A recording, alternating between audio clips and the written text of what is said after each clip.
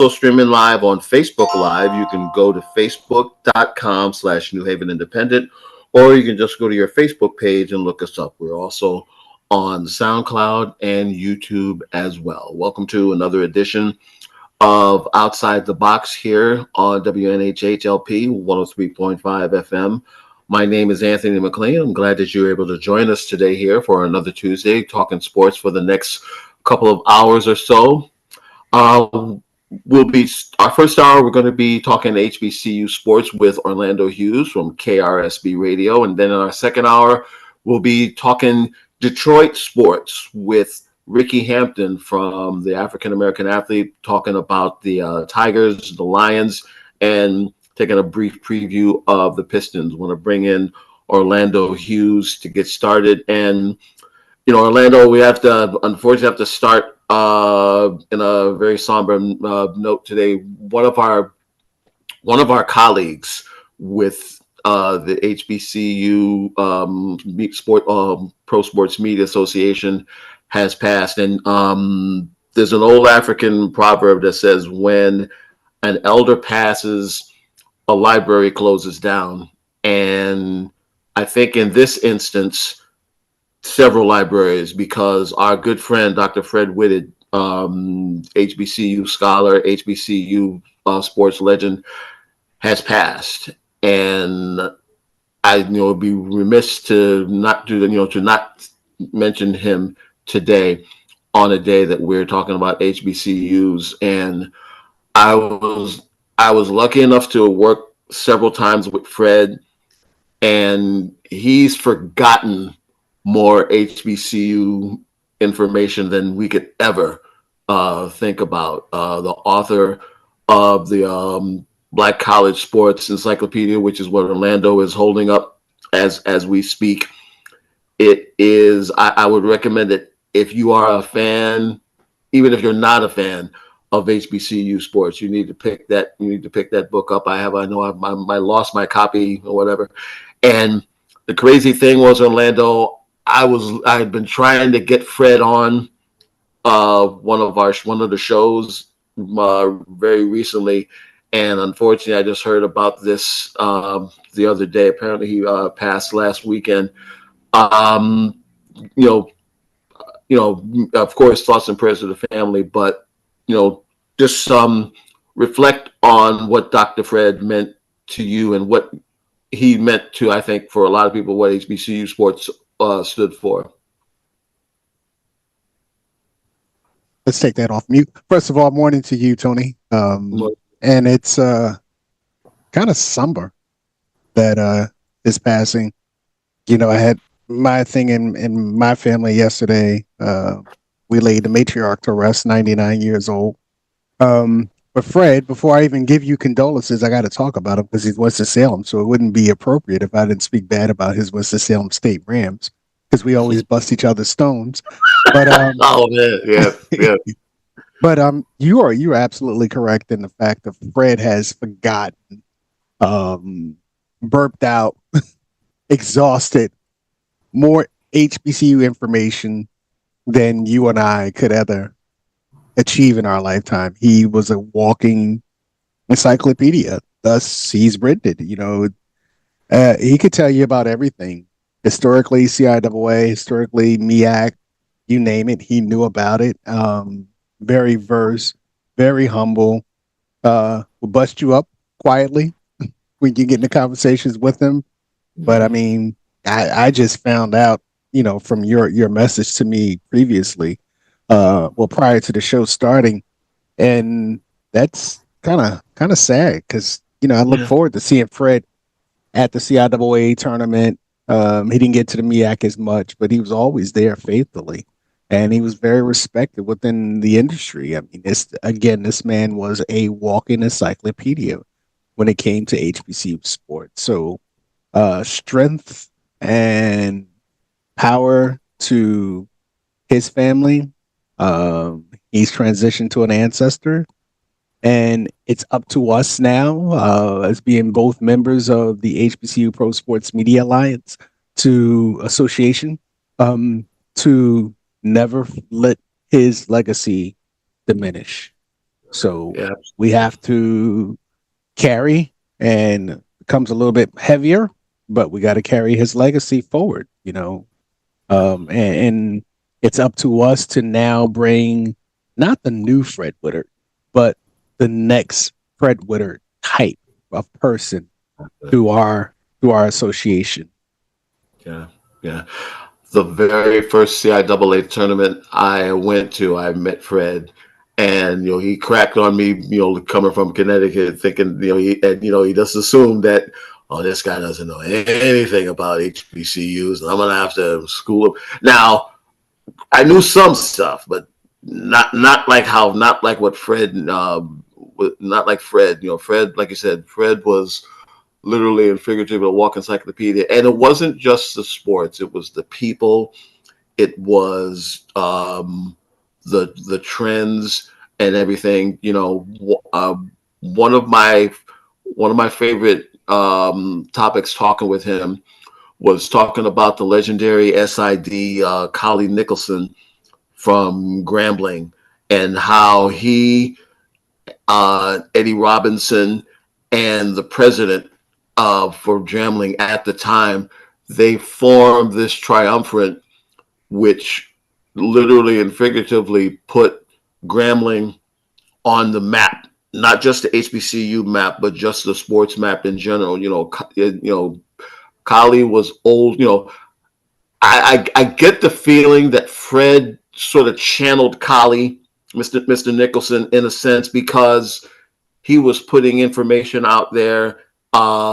He had contacts all over within and outside of their areas, and he was relentless about it. And again, that's the thing you get from Fred. And like you said, it's definitely up to us to carry on that mantle.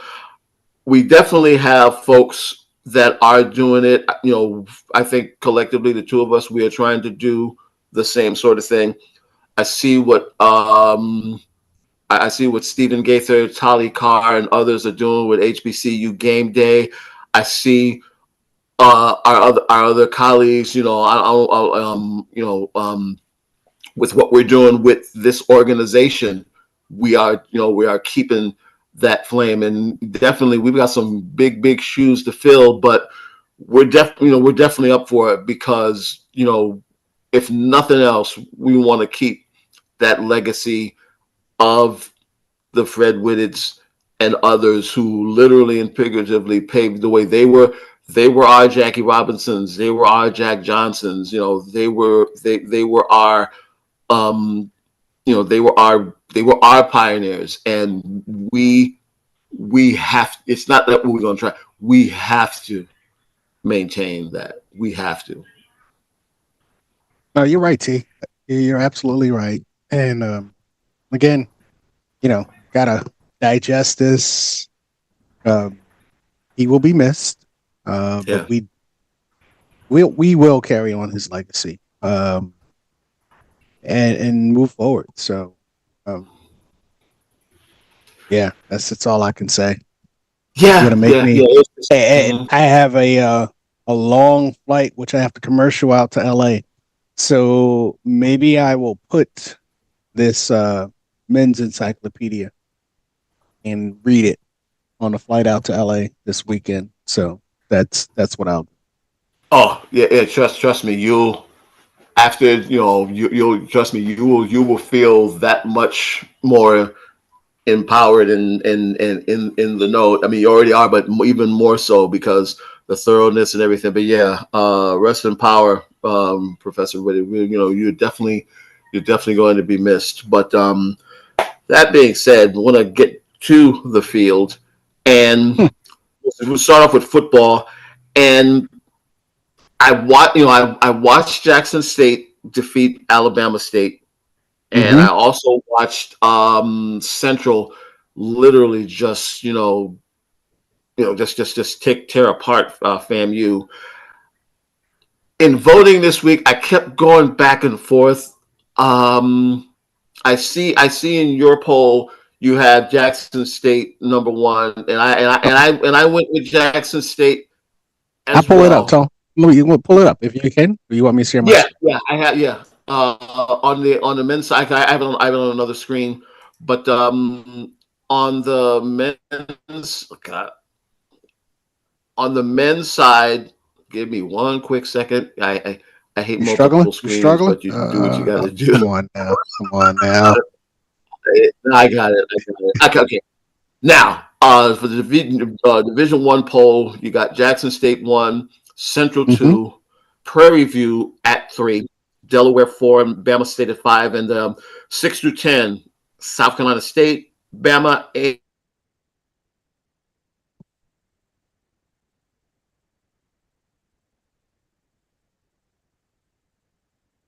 Yeah, 6 through 10. We got Alabama A&M, Howard, Bethune-Cookman, and rounding out number 10 is Morgan in Yeah, the Morgan, Division One. Morgan, and number Right. 10. Now, Jackson State undefeated, of course, in the conference. Another conference win this weekend. Central has yet to play a conference game, but they are 5-2. Yeah. What's in your mind's eye? What's the difference between State and Central right now? I kind of swayed. I swayed because in my first poll that I put out Sunday, what's today? Tuesday. So Sunday, I Mm, think Central's the best team in HBCU football. Just because of who they played, uh, what they did to FAMU, they just completely took them apart on their homecoming.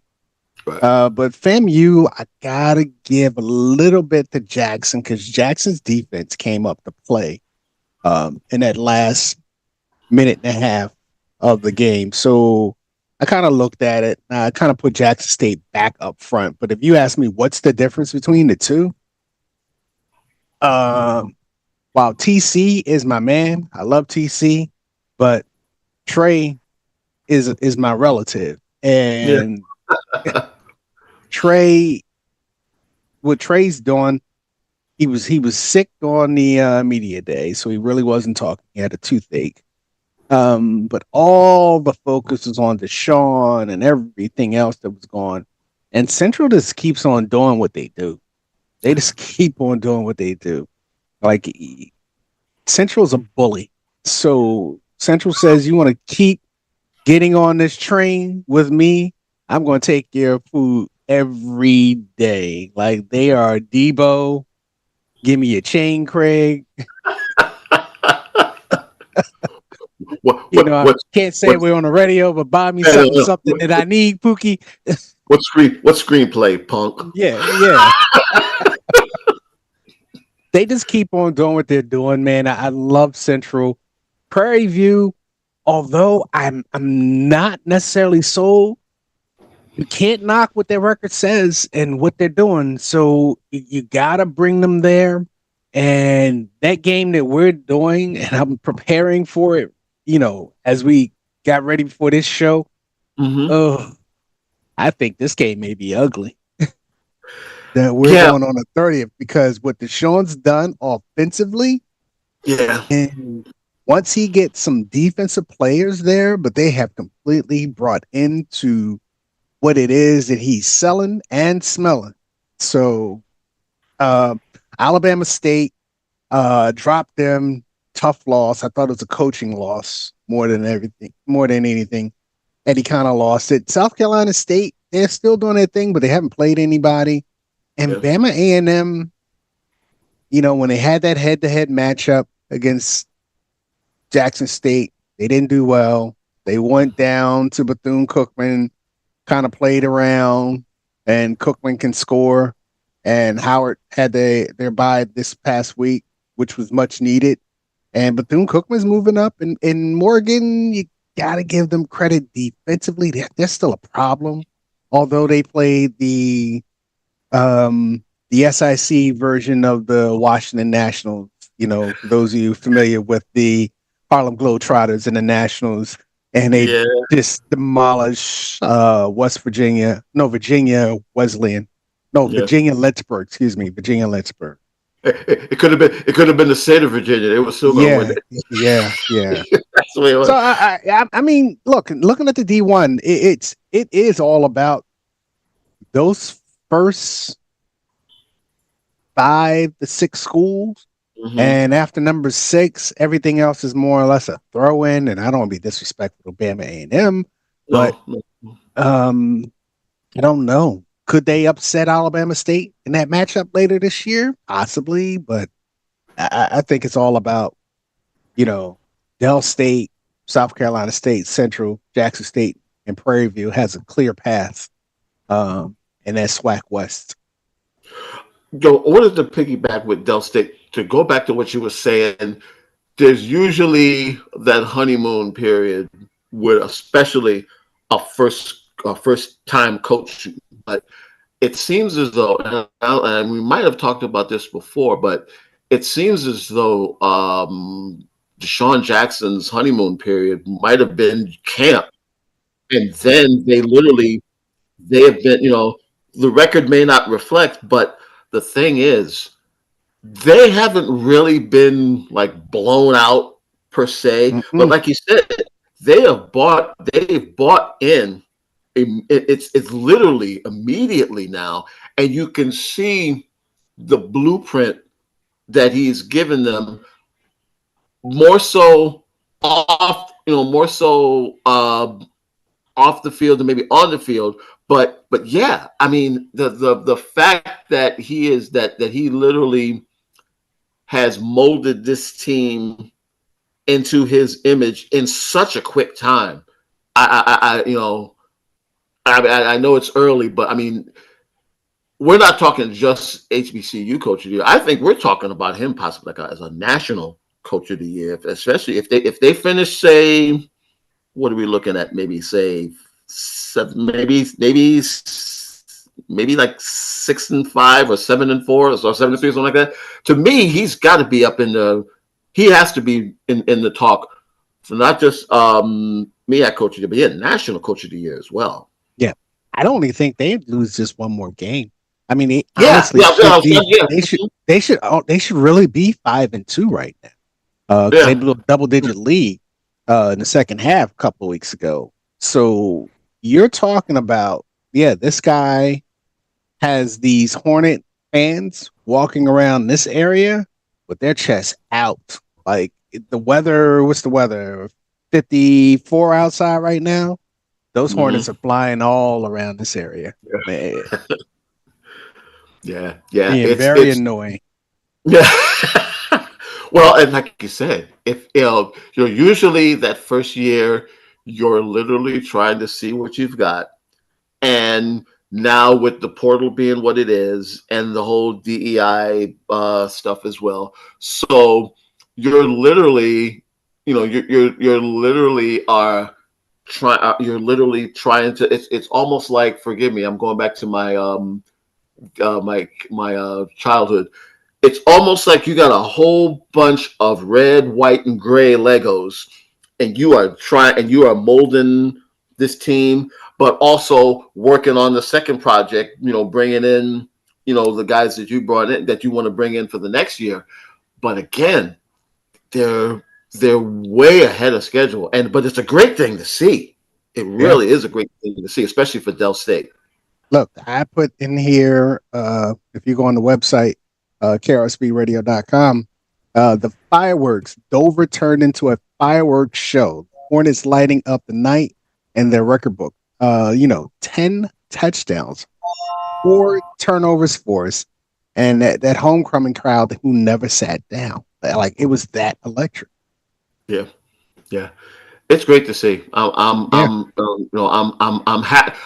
always happy to see, someone sort of come out of the woodwork, and every it happens every year. There's always a team that you say to yourself, maybe they're about a year or so away, or they're not where they want to be, but they're getting there. But yeah, the fact that they're maybe not in contention for winning the MEAC quite yet. Nah, not yet. They got to jump over some big horses. Yeah. And all it takes is one good recruiting class to do that. And the fact that, barring something crazy, they're gonna have a winning record. and he's going to be able to say, "Hey, we did this, this the first year. You want to come on? Like I said, you want to ride? You know, Yeah. Listen, I'm with it. I'm with it. So just one other, before we go to the D2 side, would even though they are sort of their three, is Bethune a little bit of a disappointment to a certain extent? if you would have asked me this in September, I'd have told you absolutely so. Yeah, But they're turning it on, and I haven't paid enough attention to Bethune other than that one time I was down there, and I thought they played their Super Bowl, but they look like they're still playing after the Super Bowl, and they're putting up points. So I have to watch them a little bit more. But let's just say we're still in deliberation right now. Yeah. I was debating because you could take the easy way out and look at the record, say 3-4. Oh, they should be they should be whatever.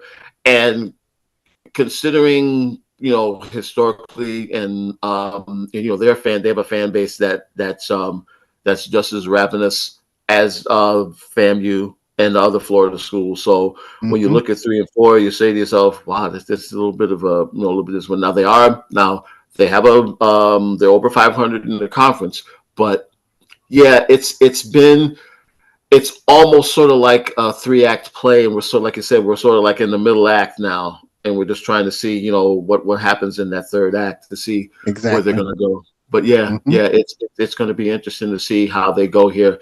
You are listening to Outside the Box here on WNHHLP 103.5 FM from downtown New Haven. Anthony McClean along with Orlando Hughes from KRSB Radio. And we talked Division I football, but now I want to go to Division II. Now shamelessly, I went with Union over Benedict. Now, I'm willing to admit that maybe that's my CIAA bias, but you have Benedict 1, Union 2. I changed it. I told you I had a weak moment, and so yeah. I had a weak moment when you put this in based upon the ratings and who they play. It would completely piss people off. Union's 1, Albany State's 2. Based on opponent wins. Yes. Yeah. Benedict is undefeated, and they are still a machine, just like Central is on the Division I side. But honestly, they have not defeated anyone yet. Yeah, that's my bugaboo. And again, I'm trying not to be a CIAA snob and look down at the SIC, but I just all the knowing Union and knowing and again looking at that schedule, I did have Benedict too. I didn't want to diss them to that point where I would put JC Smith or Albany ahead of them. I get it with the strength of schedule, but not you're 6-0. If I'm not going to put you 1, I got to at least put you number 2. Just on GP. But yeah, rounding out the top 5. We have Benedict 1. Union 2, Johnson C. Smith 3, Albany 4, Kentucky State, and want to get to them in a minute, at 5. 6 to 10, Edward Waters, West Virginia State, Fayetteville State, the Mighty Trojans of Virginia State at number 9, and Bluefield State at number 10. So, Big Blues in there, although they did beat Lincoln of Pennsylvania, but they destroyed them. Like they didn't play with their food. Yeah. They ate all their food, cleaned up the plate, and came back for second. So with that, I had to slide them in there. Virginia State kind of luckily got out of Bowie State. Bowie State's an up-and-coming program, but who knows with the transfer portal and today's version of college football.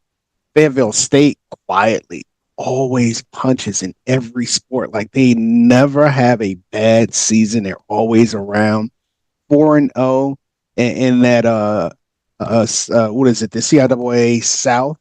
Yep. You got to watch Still undefeated. them. Still You know, undefeated. West Virginia State doing their thing in their conference with a 4-2 record. Edward Waters was talking a lot of smack early, and now they have 2 losses. Mm-hmm. So, let's see if they fall back into place. And those next 2, we're going to talk about number 5, but number 4, Albany State. People aren't paying attention. And that's crazy because they're always in the mix. You know, even a bad year for them is still a better year than most schools. You know. Yeah. And Johnson C. Smith's coach, unless his wife is really, really in love with Charlotte, I see this being his last year because he will get a job offer from another institution. Again, having Johnson C. Smith, not known for football, and at 5-1, 2-1, you know, within the conference, that's amazing. Yeah, it's the CIAA race is going to be fun. You know, that's one championship game. I'm penciling in wherever I'm at. I'm going to. We can break it down later, man. Look at the stats on the conference. I wanted to now. I watched a little bit of Bowie and State, and you're right with Bowie. You know, ironically, I talked with the Bowie coach about a couple of weeks ago on another program, and it's the one thing that stays the same. They always play hard defensively. They're still, I guess they're still trying to find, and even the coach said that they're still trying to find an identity offensively. And this is a CIAA staple. Even sort of the middle of the road, or even sort of the quote unquote lesser teams, it's a fight. It's a fight, especially defensively, because they're always going to be on the ball. And you may win, but come Sunday morning and late Sunday afternoon, you're gonna feel that loss. Right. Listen, I'm impressed by that little showing my age. The young man out of Wilmington, Delaware, their quarterback. I'm impressed by him. But again, they're 0-3, 1-5. You know how they say great teams find a way to always win, and bad teams always find a way to lose. They need that insertion of confidence to win those close games. Because this is game number 3 that I've watched them, and they found a way to lose. Yeah, and that that's something that just you have to find your way. You literally just have to find your way in regard to that. I want to look at the SIAC standings now. It's Benedict and Albany 1-2, both still undefeated. Right. But Kentucky is right. Kentucky State's right there, 5-1. Who would have thought they play football in the Bluegrass State? Now, we know they can ball. I know. But no, we know they can play ball. The thing is, if you go under the premise that basically Benedict, barring something crazy, has already clinched the spot in the title game, what does K-State got to do to get to be the other team in that championship game? They have to play competitive against Benedict. I don't have their schedule in front of me right now, but they're going to have to play a competitive game against Benedict, because Benedict still, they may have maybe 2 pitfalls in their schedule, but we can't be disrespectful when we say that, because other teams are having a great year, and like the GOAT of the SIAC is just continuing to be the GOAT of the SIAC. But there's some potential pitfalls. But Kentucky State, they should actually be 6-1. Like they should have beat Mhm. Grambling. They lost to Grambling in overtime. Yeah. They outplayed Yeah, them too. yeah. Completely outplayed. And you know, there's a rumor, and I don't want to spread it on your show, that they may be possibly thinking of bigger shoes. So they're playing like it. Well, it's weird. It always seems to happen whenever teams either make that move or are thinking about making that move. It's almost like the year that they do it, it's like the worst timing because all of a sudden you don't get that recruiting class that you Mm-hmm. want, Mm-hmm. or something goes on, probation wise. It's well, I have a conspiracy theory that whenever an HBCU tries to move up, all of a sudden the NCAA wants to hit them up Oh for yeah, let seven. me white glove inspection. Oh man, I mean, I remember when FAMU went independent. I mean, Uh, you would have thought that they were in the grassy knoll at the JFK thing, that they were hiding the Epstein files and all that other mhm. stuff, and all they wanted to do was just move up, Move up. Right, right. and it took them a lo- it, and it took them a long time before they were able to recover from that because it was the year that they got in, literally got killed on and off the court, and then they decided to take okay, and then they went back, and you know, God bless Coach Simmons. Simmons, got them back to where they were, but those 3-4 years it was hell, and I would think it would be even tougher for K State being a Division 2. Right. Yeah, let's see. Look, they're the most impressive team to Yeah, me in Division 2 football. What they're doing, like they had my attention since that Grambling game. They right. continue to have my attention. I look forward to seeing this university and the things they're doing out there in Frankfurt. Yeah, and like you said, um, it's not football country. I mean, let's be honest. I think um, when you're able to do it in a non-traditional football vacuum, I think that speaks volumes to Right? what they're able to do because, and we've had this conversation before. I've always felt like, especially with the HBCU schools, you sort of have to define who you are. There are certain schools that they look at themselves as a basketball school. There's certain schools that look at themselves as football schools, and then of course there's the handful that look themselves as both. Right. Um, But Tony, you figure, look, Kentucky State forced 3 turnovers in the fourth quarter. So and my summation was, the correction. Edward Waters came in unbeaten, and they left mhm. reminded that pride doesn't stop whistle. There you go. So another, not just win, a quality by Kentucky State. Yeah, yeah, yeah. It's. We'll see how it plays out, but it's this we know where the CIAA's race is going to be, but the SIAC is going to be interesting only to see who is going to have that right to go up against Benedict in the championship game. One last trip with I guess the independents, so to speak. The triumvirate of A&T, Hampton, and Tennessee State, and So I boy, got this is four wins and 16 losses between the three of them. wow, wow. I mean, A&T 1-6, Hampton 2-5, Tennessee State 1-5. uh,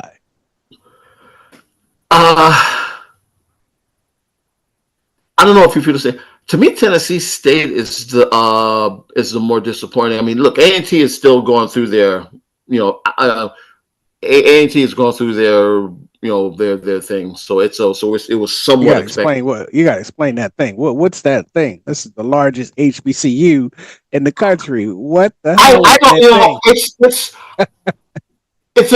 let's put it this way. this way. You know the world is going the wrong way when there is no expectation for A&T to be good. I know I'm going to get it from the A&T folks that watch. And what I actually have an A&T grad who does the show with me, every other week or so, and even she's like, I'm it's almost like this was one year where it was all about homecoming and not about football. That's how bad it's gotten with A&T, and we're in a parallel universe now with A&T basically being like you mentioned, the Washington Generals almost. A&T needs to sign their rights over to Lifetime, make it a Lifetime movie, come back home to their mother, seek forgiveness, and just rejoin the MEAC. It's not happening for them. Yeah. It is really not happening for them. It's not happening for them in in track. It's not happening. It's not happening in football, basketball. It's just not happening. So we understand the vision that they had, but one day or another, you got to realize you need these. Yeah, you put them on your face. Yeah, you got to put them on your face. A&T's still a fine university, but there's a difference between being a fine, grandmother or a raunchy grandmother. And they're hanging out with the raunchy grandmother. Yeah. This is Medea has a baby featured on BET Plus. Now this is and again, if it's any other school but A&T, you're like, wow, this is but they can make their money. You bring them back. You got that instant rivalry with Central now takes more heat. Of course, the Norfolk Hampton, well, not Hampton, but Howard rivalry, and maybe A&T, their movement brings one of these other institutions that are on this, conference standings will move with them, and you bring back the MEAC, and just not football, but you do it in basketball, which they dominate. But A&T needs to come back. I understood the move for the Big South because of where they were, but when the Big South folded, the CAA option wasn't viable for you. And if you keep chasing that other school that likes to spend their summers at the Inkwell, it's not gonna happen. Put it this way. We all know how nasty the breakup was. Is that one reason why it may put it this way? Is that one reason why it may halt them coming back, or would it be the one reason why they should come back? That's why they should come back. Everybody got a real aunt or a real uncle that talk real smash to each other. And you hear them talk to one another, you think you need to call the FBI, not the police, the FBI. Right? Let the right song come on and they're dancing again. So I don't know what genre I need to cite. Don't need to call my age or their age, but they need to go back, get one of them 70s R&B or jazz songs and play it, and just dance and just get it over with. It's like that old and living color skit with Kim Wayans and David Allen and Alan Gray, the old couple. We still together. Yeah. But they need to make it happen though. And they have to be independent of that other school. And I don't want to talk bad of that other school, but they have to be independent. Yeah. It's let's put it this way. It'd be nice if they brought the band back together. Mm-hmm. I think everybody can speak. I think everybody can speak on that. Just a few more minutes left with Orlando Hughes from KRSB. I'm sorry. KRS-One. Okay. Yeah, hey, see, I'm you started still bringing up, number one. you started bringing up music. So you took me there. That's why we named it that. We knew There you somebody would go. always confuse it. Yeah. Yeah, I want to hit early. It's we've already had a couple of early media days for HBCU basketball. Any surprise? I mean, any surprises with some of the preseason polls at all? So I really, really didn't. I was supposed to hit two of those media days last week, and unfortunately, with Hmm. the news, unable to hit those and even read my notes on them. Hmm. Um, had a part of a meeting with Rob Jones at Norfolk State, and he said to us that he really didn't think that they're number one. He said, this is more of respect over past work done than current work. Hmm. Um, so he said he doesn't see himself as being number one. Although in saying that, he still thinks that this could be a 21 season, which would Hmm. be, the first HBCU in the history of HBCU sports to go 20 and win 20 games 5 years in a row, which would be huge. As far as everything else, I've really not seen that. Haven't even talked to the basketball guru and folks you don't know. This is a three-part band in KRSB Network. I'm the football person, but Kia Bird is the basketball woman. She was born of a basketball, so You know what? it, Thank you for reminding me because yeah, I think I'll have her on so we can break this yeah, down a little bit more as well. yeah. But yeah, She, yeah, it's getting it's weird because I was all over the place last night. I didn't that's for a. I mean, I know it's October and I know all four sports are going to, but between the baseball playoffs, oh another yeah, two NFL Monday night game. yeah. UConn and BC actually played each other last night, both the men's and women's, and I thought I was having an outer body experience. Was like what the Big East kissed and made up all of a sudden. But That would be yeah, nice if it's they did, but we know that won't happen. oh no. Put it this way. There's a better chance of me joining the fifth dimension than and I'm not talking about I'm talking about the group than I know what you were talking about. I'm old yeah. enough to know what you're talking about.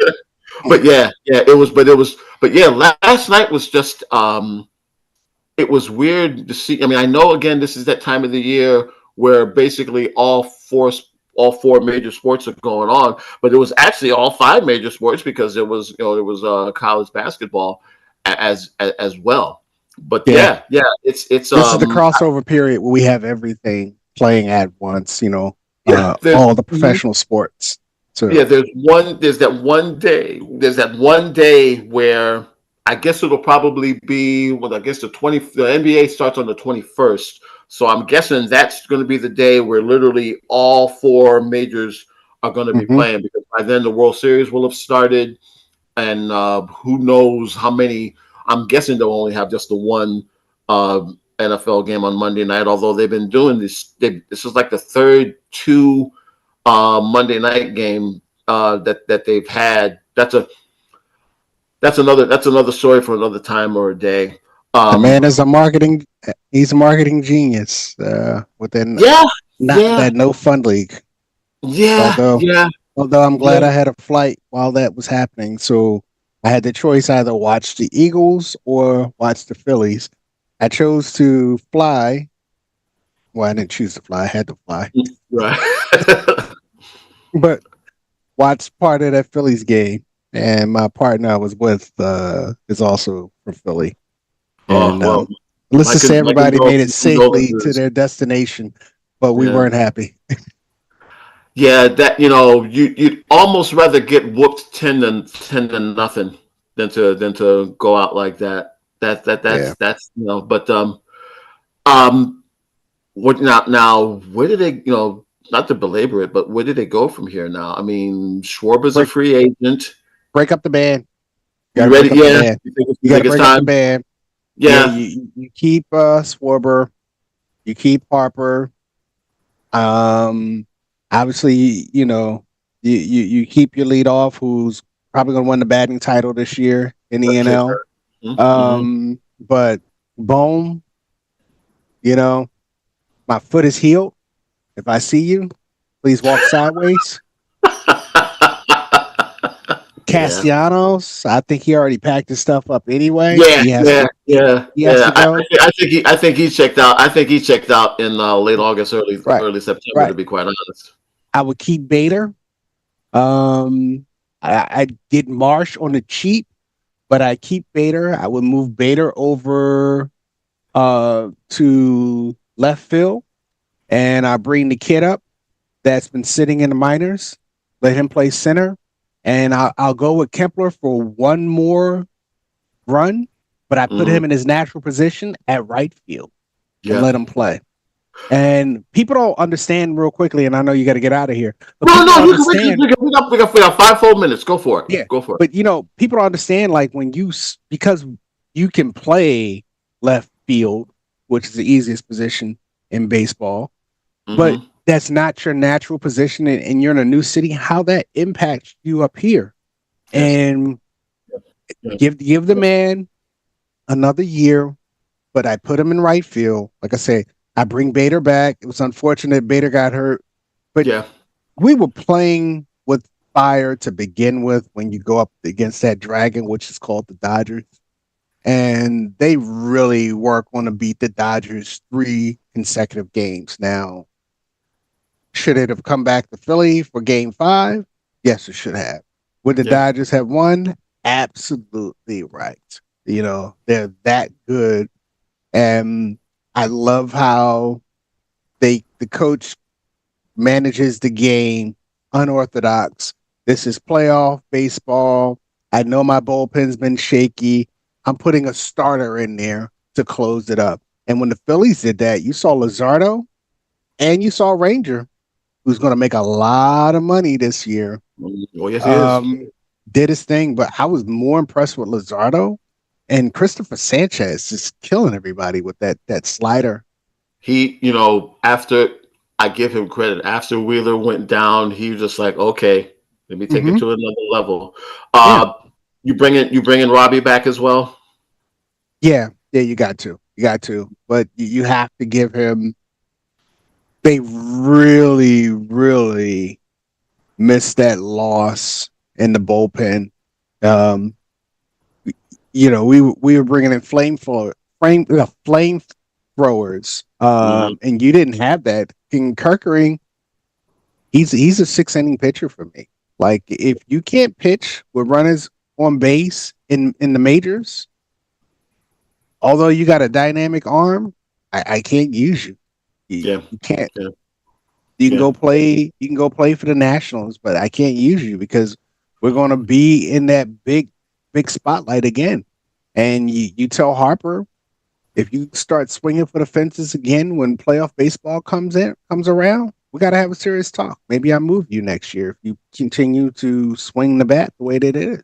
Yeah. And see, even if you entertain thoughts of trying, but there's only going to be a handful of teams that's going to take that contract. No, you got That's to going. pay part of that contract. So Yeah, yeah, yeah, yeah. You're gonna have, yeah, yeah. You're gonna have to sublease him or something.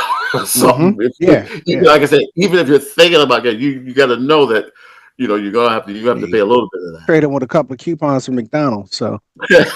all right, Absolutely. so I know you got to get out of here, man. It's No, been no, no, fun. man.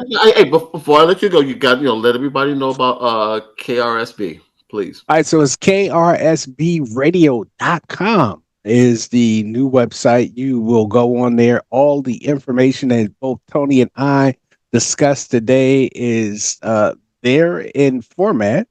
And you can see it. We, Tony and myself, as you go to the page in honor of Tony, you see both our bald heads on the opening cover. We should have had Kia in the middle of us, so at least it looked somebody with the hair. Exactly. there Exactly. at MetLife Stadium. We will broadcast the Delaware State Hornets hosting the Spartans of Norfolk State on the 30th of October from the link here in Philadelphia. Going to be exciting. First time ever in this city, and people are looking forward to it. We have the whole HBCU market to ourselves that night, Tone. So it should be great. It Yeah. should be great. I'm looking forward to that. I'm looking for. Yeah. I'm hoping that the Halloween weather doesn't kick in, but Oh, the now that I've Halloween weather's already here. yeah, Already yeah, here. yeah, yeah. Now that I've said it, I'm pretty sure it's probably already going to kick in. But I yeah, went on a trip. It was nice with a T-shirt last night. Drove my daughter back to Lehigh University, and I had the steering wheel heat on in the car. So that's all I got to yeah, tell you. yeah. I've already pulled out my hoodies, so Mm-hmm. I'm good. I'm good. Yeah. I'm actually trying. I'm actually trying to pick up couple more along the way and see.